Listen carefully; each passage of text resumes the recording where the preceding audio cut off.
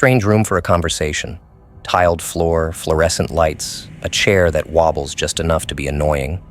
Fitting. You've got a reputation, John. Saw blades, tape recorders, cages, death with a set of instructions. I can respect a man who puts effort into his message, even if your delivery's a bit stiff. I always imagined you'd be taller, though. Maybe more hollow-eyed. Still, I'm curious. You talk about appreciating life. Let's see how much of it you've actually understood. You have an interesting presence. Not what I expected either. Your name precedes you, but not in ways worth envying. You're known for making cities tear at their seams. Not with bombs, though those happen too, but with words, smirks, questions no one knows how to answer. You wear your madness like a badge. So here we are, two men who watch people from very different altitudes. I don't think we'll find common ground, but I'm always interested in what's underneath the noise. You assume there's noise because you can't handle silence. See, your whole philosophy is built around pressure. Crack a rib, cut a tendon. Maybe they crawl out reborn. You want rebirth to mean something, so you give people hell and call it structure. But let's not pretend you're generous. You want control. You want to sit behind your puppet theater and tell yourself they chose it. But they didn't. They played your game because you rigged it. You locked the room and swallowed the key. If they were prisoners, it was of their own making long before they entered mine. I never force a hand. I reveal it. You're right. I don't hand out grace freely. I give people what they've earned. Consequence. And the rules are clear. Unlike your chaos, which masquerades as liberation, but leaves nothing in its wake but confusion and fear. You don't challenge people. You throw them off cliffs and pretend gravity is their fault. I don't pretend anything. That's your thing, wrapping punishment in parables. I give people exactly what the world denies them. Honesty without decoration. There's no point in dragging a man through a corridor of traps if he's already rotting on the inside. You think a little pain makes him pure? If anything, your tests are just a polite way of avoiding your own rage. You're angry, John. Angry at the system. Angry at dying. Angry that life didn't bend to your design. So you built a maze to pretend you're not just another bitter man with a grudge. I've accepted my death. I built no maze to escape it. What I built was a crucible, not for me, for them. Every one of them needed something they refused to face, and I gave it form. Pain doesn't purify, it clarifies. The addict, the liar, the thief, they wore their sickness like skin. You rip the skin off and laugh when they bleed.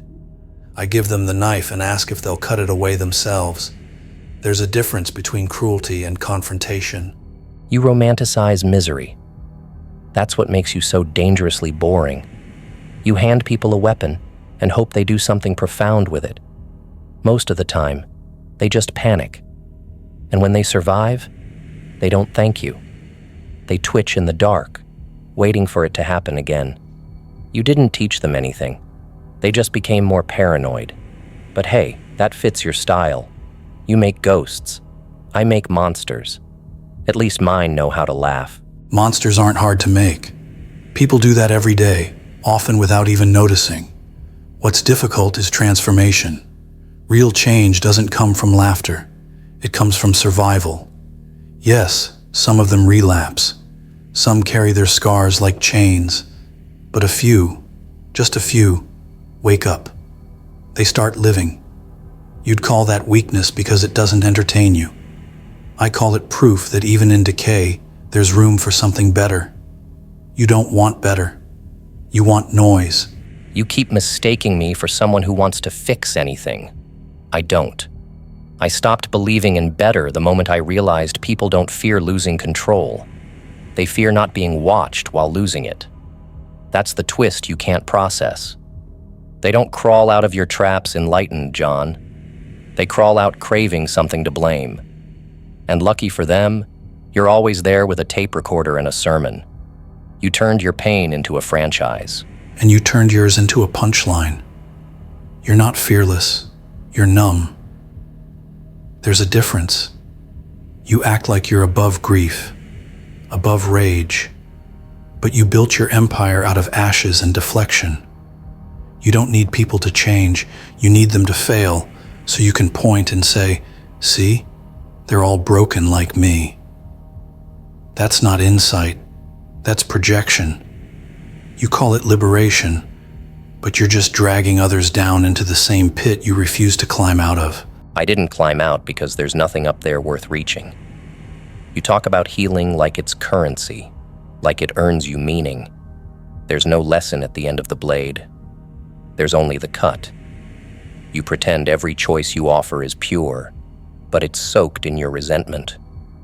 You want people to deserve life before they're allowed to have it. I say let them live or die however they want. Stop pretending your rage has rules. Freedom without cost is chaos.